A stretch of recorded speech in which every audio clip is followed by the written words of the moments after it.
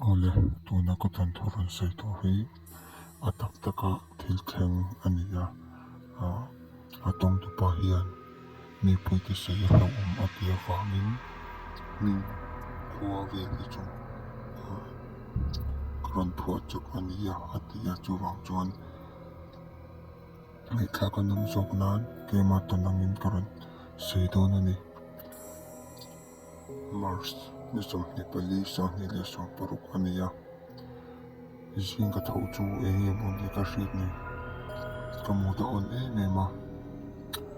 lumte kan hrual sok sok a sava ve tu chuan ka chu hala rom hoi veng kan ti mai ke ni na ko du na bu veng kan tia a min tik tak chu rom hoi veng ani hi rom hoi veng an ti chan hi ka hret lo wangin lo sei zau mai ma kan chu thla chu sava te po lo chian nok nok mai a rin ai tak chu sava te po lo tam ko phur khop mai chu ta ka thin pa tin kan thleng chu alo thau chuk ve don chia ka thin pa mi hi zau zawa ani chutia ta mu chu ti tura nei lo te zo tin ani chuan anei lo thu le sava ve tum tho ani thu asaya chuwang chuan ke po sava ve tum kania lom kan chu ho don mi ka tia ani po chuan he tha lom ti in kanin zui chok ta ngal ani aram hoi ve kan ti mai hian tong trai na mun pakhat hi om ve a hi tong trai na wan an tia pak wan pon ti tho ani ta chuan kal turin kan in pos se ya rei lo tia chuan kan chok ta hala rei fe kan tum ram pana kan kal lai chuan sava te po lo chian le nok lo kan phu kher mai chuta ka thren pa chuan atla han chho lo lo ila sava te po tam do ma na tia ke po chuan tha lom chho nga lila ka tia chuta chuan kan chho sui ta ngala rei fe kan kal no chuan kan han thlanga sava te po rina ang mi chuan lo tam khop mai chuta traina mun in te an saka chuan Bible le khuang hi lo oma ta chuan sava te an lo fuwa kainin nupang a ti taka kan lo per chiang mai ta chuan Bible te khuang te ker fuin ngai thlet lo na pokan le nei chung lo hon ri fe chu dia hon kan pin no wa chuan ka thre pa chuan zara lo kolte hi ten thom ka hretlet mai sang nge niam kan kal fatte ei pathum lai ni atia ni chuan ani bo tin ta kan chok mai ha ta kan lam pan chuan sang nge ti pokan hret lo chuan min ron pana ke ni chuan per ring tak chuan kan lo in ringa chuta mak tak mai chuan chu kan thil chan chu atakan mu thei da reng reng lawa ka thil pa chu in thil ni mon le ti on tel china na se hom hop lo chuta ka thil pa chuan so on run kan ni chu a hret khop mai ni po a tu se le ni a ti ya kai chuan khoi mo bal in china nge ka ti ya ka fa in chuan a se ang nge chuan an kan le te chu a hretin tim te po chu a lo putuna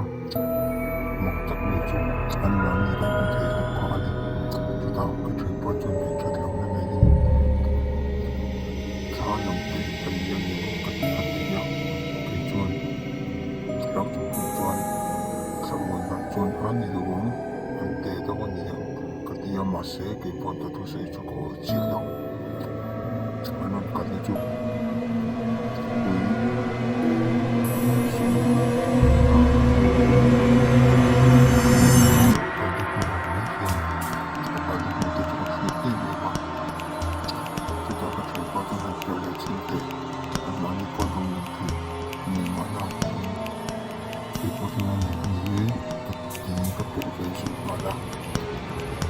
Tapos mani kalmiyang hilchalok tetlen paltakin atiak ke polo lauvet na fom chu wile khala chon tlan kan rul ta chuta patren pa chun tlan chuk ro khi minun lo umania atia kan hoile chu kan nunga chuan an mani mo the si lo chuan minun lo uma kumpi kan thlen pa chuan thong kan la ris chun zum sela chuta kumpi kan thlen chuan thong po chu are ta ma tak mai chumin nu rei lo ti chuan kan tam le ta ve a thani ve kumpi ta kan ta thil to te chu kan si choka ta chuan nu le pa te chuan he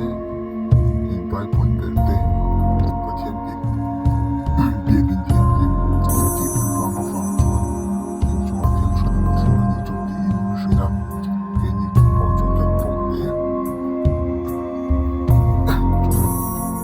ka train pa chuan ka thil ti kha kan dum ti lo wangin chung kan sak ti in matia he thil ke ti le pa te chuan ka sak ka ri le ka ni ka ta chu tam le ta